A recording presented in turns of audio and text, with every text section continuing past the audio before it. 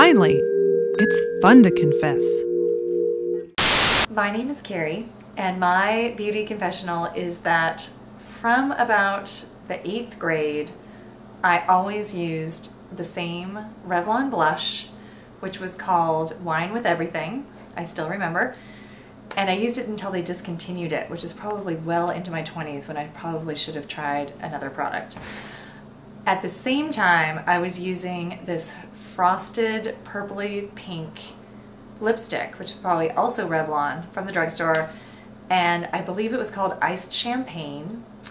And I used that lipstick, the only color that I had, for almost a decade, I would say.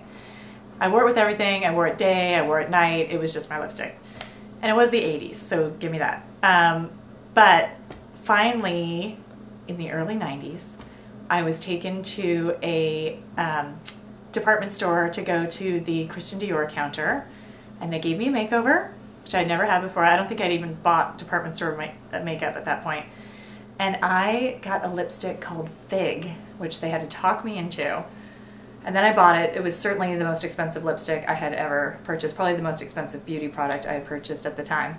And it was like this deep plummy brown, and I suddenly looked grown up. I looked at myself and I did not look like a college student in the 80s. I suddenly looked like a grown-up in my 20s that I was supposed to look like, and I was very excited about it, and I bought it and I splurged on it, and then it was such a transformation for me that for at least 2 weeks I would take the expensive Christian Dior makeup, the Christian Dior lipstick, and blot it and then put my old cheap frosted lipstick on top of it, because otherwise I didn't look like myself. And that's my confession. Now it's your turn. What's your beauty confession?